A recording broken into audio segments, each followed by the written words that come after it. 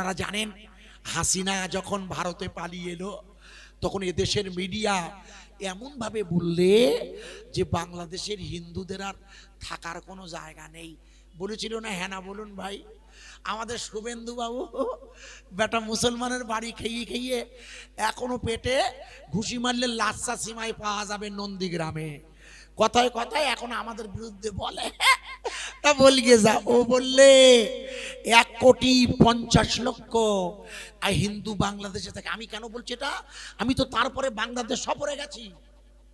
আমি আমার পাসপোর্ট দেখুন নে, গল্প করছি না। আমার ইন্টারন্যাশনাল সারা বছরের পাসপোর্ট।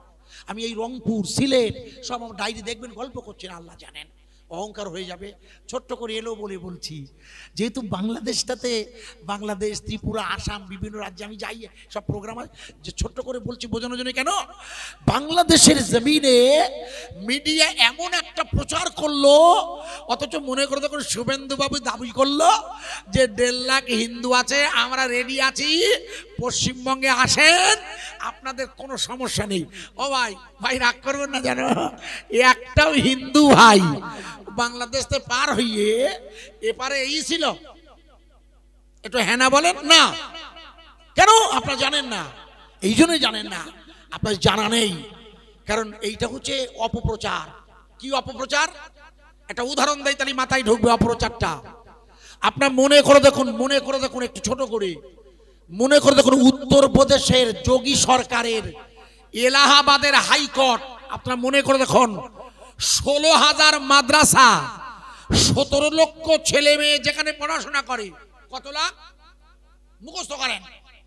16,000 মাদ্রাসা যেখানে 17 লক্ষ ছেলে মেয়ে পড়ে। কোথায়?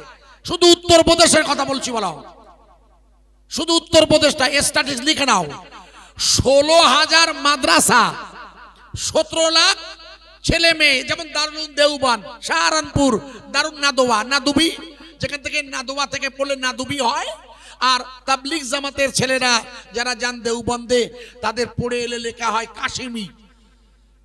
দেখবেন কাশিমি লেখা হয় নামের শেষ। ওরা দেওবন্দ থেকে পড়েছেন, সাহারানপুর থেকে পড়েছেন। কাশেম নানুতুবি ওই মাদ্রাসা করেছিল, ওখান থেকে পড়লে শেষে লেখা হয় কাশেমি।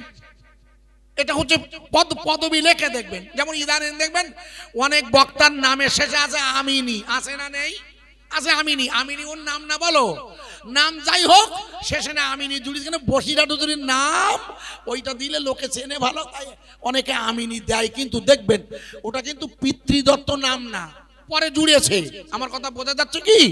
যাবে কিনা না যাবে ওদিকে আমি যাচ্ছি না। আমি যেটা রাখছিলাম সেটা আপনাদের বোঝানোর জন্য বলছি, ছোট্ট করে বুঝবেন, আশা করা যায় আপনাদের মাথায় ঢুকবে। তাই 16,000 মাদ্রাসা, 17 লাখ ছেলে মেয়ে যেখানে পড়ে, এলাহাবাদ হাইকোর্ট মনে করে দেখো রায় দিয়ে, হাইকোর্টের রায় বলো, হাইকোর্ট রায় দিয়ে ওই মাদ্রাসায় পড়া 17 লক্ষ ছেলে মেয়ে আর 16,000 মাদ্রাসা, হাইকোর্ট রায় দিয়ে বললো ওটা অবৈধ, এই মাদ্রাসা ব্যান করে দাও, বন্ধ করে দাও, এটা চলবে না, এটা অসাংবিধানিক। আমার কথা বোঝা যাচ্ছে কি? হ্যাঁ না বলুন।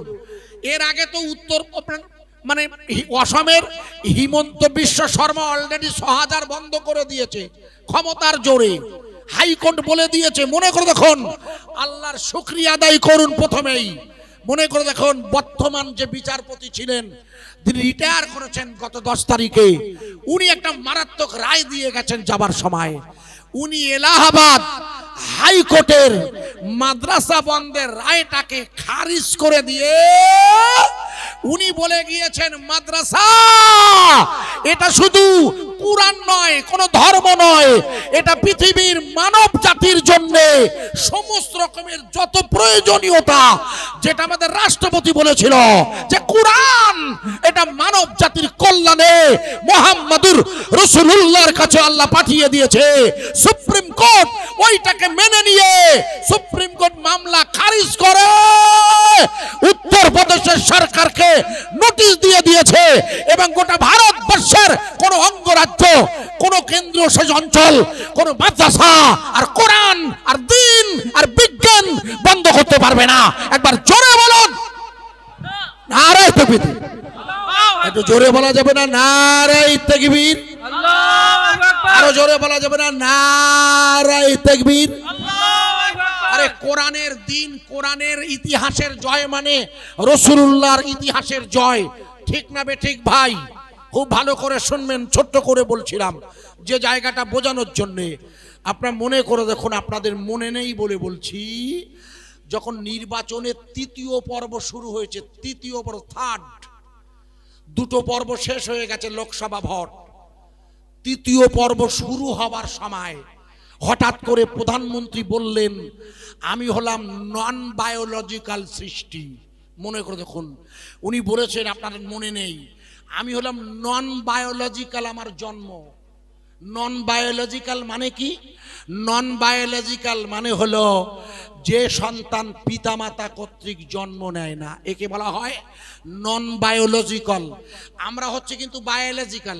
আমরা কি? আরে বায়োলজি মানে আমাদের জীববিদ্যার ভাষায় আমাদের মা বাপ আছে, মা বাপের মিলনে বাচ্চা হয়, এটাই পৃথিবীর সিস্টেম। উনি বললেন আমি নন বায়োলজিক্যাল, অথচ ওনার বাবা মা দুজনেই আছে না, যদিও মারা গেছে। প্রথমবার ভোটের সময় বলেছিল, মনে কথা চায়ে পে চাচ্চা, বলেছিল আমার বাপের ছিল চার দোকান, আমি চাওয়ালা, আমি ভারতের প্রধানমন্ত্রীর দাবিদার। মনে করে দেখুন, আপনাদের মনে নেই? তখন ওনার বাপের চার দোকানের নাম করেছিল। আর এবার কি বললে? এবার বললে আমার মা বাপই নেই, আমি সাধারণভাবে হইনি, আমি হলাম ঈশ্বরের সন্তান, ঈশ্বরের দূত। বলেছিল কিনা? হ্যাঁ না বলুন, একটু ভালো করে বুঝবেন, এই জায়গাটা খুব বোঝার, খুব জটিল গলো। আপনি আমাকে প্রশ্ন করবেন না, কোনো আলেম করে না বলে ওয়াজ আপনাদের মাথায় ঢোকানোর জন্য। কেন? এই যখনই উনি নিজেকে ঈশ্বরের দূত বা কলিযুগের অবতার বলে দাবি করছেন, তখন আপনারা ভালো করে বোঝার চেষ্টা করবেন, এই কলিযুগে তথা এই পৃথিবীতে নতুন করে কোনো কি অবতার জন্ম নেবে? আগে হ্যাঁ না বলুন, এটাকে শুনে নেন, এটা বুঝতে হবে। কারণ এটা সরাসরি আমার নবীর উপরে হাত পড়ছে না খোকা, এ বোধ আপনার গা নেই, তোমরা মাথায় ঢুকোচ্ছে, বাড়িকে খুঁজে পড়ি চিন্তা করিও যে তাই তো আইজুর ভাই তো বললো ঠিক, তো এ আপনাদের মাথায় কিন্তু ঢুকিনি বলো, কারণ আমি ঢোকাইনি, এ বায়ান তো আমি রাখি বড় ন্যাচারালি, আমি ঢুকিয়ে দিচ্ছি। তার মানে এই পৃথিবীর জমিনে উনি বোঝাতে চায় আমি ঈশ্বরের পুত্র, উনি বোঝাতে চাইছেন। এই জন্য চারিদিকে স্লোগান ছিল হর হর মোদি, ঘর ঘর মোদি। মনে করে দেখুন, কিন্তু ভারতবর্ষের হিন্দু ভাইদের ধন্যবাদ, তারা মোদিজিকে ভারতের প্রধানমন্ত্রী হিসেবে দেখতে চায়, কিন্তু ভগবান হিসেবে মানতে চায় না। আর তাই যদি মানতে চাইতো তাহলে 240-এ গিয়ে গাড়ি দাঁড়াতো না খোকা, এবার তো 400 হবে খোকা, কারণ এবার তুমি নিজেই ভগবান। শোনো, ভালো করে শুনবে, এখন গাড়ি দাঁড়িয়ে গেছে কেন? যদি হিন্দু ভাইয়েরা জানে ভাগবত গীতায় লেখা আছে শেষ জমানার কলি, লিখুন শেষ জমানার কলির আবির্ভাব হবে পাহাড়ের গুহার ভিতর থেকে। একবার জোরে বলুন, আরো জোরে। নারায়ে তাকবীর দিয়েছে, নারা দিয়ে দিন, নারায়ে তাকবীর, আল্লাহু আকবার। আরো জোরে বলবেন নারায়ে তাকবীর। রাখেন আপনাদের মাইক, রাখুন। এখন শুনুন, এই আমার কথাগুলো বোঝার চেষ্টা করবেন। আমি কি বলছিলাম? শেষ জমানার কলি, অর্থাৎ কলি যুগের কলি যিনি, উনি জন্ম নেবেন, অর্থাৎ উনি নবী হিসাবে আবির্ভূত হবেন কিসের ভিতর থেকে? পাহাড়ের গুহা। লেখা আছে কোথায়? আমাদের প্রতিবেশীদের কাছে কাল সকালে যাও, না হলে আমি তো আসি খোকা। কাল আবার এই রাস্তা না, কাল এই রাস্তা যাবো না, পরশুদিন যাব, কালকে যাব ওই দিকের রাস্তায়, আজকে অবশ্য যাবো এখান থেকে একটু পরে এই দিকে, তবে কালকে আর যাবো না, কাল ধরতে পারতেন, যদি না পান আমাকে ধরবেন। ভালো করে শুনে নিন ভাই। আমাদের প্রধানমন্ত্রী যেখান থেকে বেরিয়েছে ওখানে কোনো গুহা আছে? আরে হ্যাঁ না বলুন। বিজ্ঞানীরা বলছে, ভালো করে শুনে নিন, একমাত্র আল্লাহর নবী সাল্লাল্লাহু আলাইহি ওয়াসাল্লাম 40 বছর 6 মাস 12 দিন হুজুরের বয়স, আল্লাহর নবী গারে হীরার ভিতরে মনে করো তখন রমজানুল মুবারকের মাসে যখন আল্লাহর ধ্যানে মত্ত, আল্লাহর ধ্যানে রসুল যখন মত্ত, ওকে তরিকতের ভাষায় মাস্টার বলে মুরাকাবা। মুরাকাবা মানে ধ্যান, মনে রাখবেন। আর যেখানেই ধ্যান সেখানেই জ্ঞান। রসুল ধ্যান করেছেন 25 বছর 6 মাস 12 দিন মা খাদিজাতুল কুবরার সাথে বিবাহ বন্ধনে আবদ্ধ হবার পর হুজুর সামাজিকতার বন্ধনের মাঝেও গারে হীরা, যে পাহাড়টির আসল নাম জাবালে নূর, ওই পাহাড়ের একটি গুহা যেখানে ওঠাই বড় মুশকিল, যেখানে যাওয়া এত কঠিন, মা খাদিজাতুল কুবরা টিফিন ক্যারিয়ারে খাবার নিয়ে বুক হেসড়ে, অর্থাৎ বুক পাহাড়ে দিয়ে যে কোনো মুহূর্তে মৃত্যু হতে পারে, এত রিস্ক নিয়ে মা খাদিজাতুল কুবরা ওই গুহায় উঠতেন। সেই গুহায় রসুল অবস্থান করছেন, জিবরিল এসে ওখানে ওনাকে নবী হবার জন্য ইকরা বিস্মি পড়ুন আপনার প্রভুর নামে শুরু হয়ে গেল নবুয়াতের কাজ। শুরু হয়েছিল কিসের ভিতর থেকে? জোরে বলুন। তাহলে আমাদের হিন্দু ভাইয়েরা তো এইটুকু জানে, যদি না জানে তাহলে তিনি হিন্দু থাকবেন কি করে? নিজের ধর্মগ্রন্থটা জানা হলো ফরজ। মানে আমাদের কোরআন শরীফ জানাটা কি? আরে শরিয়াত জানাটা কি? কোরআন হাদিস ন্যূনতম জানা ফরজ। তলাবুল ইলমে ফারিদাতুন, জ্ঞান অন্বেষণ করা ফরজ গো, ন্যূনতম। আপনারা হাফেজ হতে বলেনি তো, কোথাও লেখা নেই আপনার হাফেজ হতে হবে। নামাজ পড়ার মতো কোরআন তেলাওয়াত সহিভাবে করতে পারলে হলো।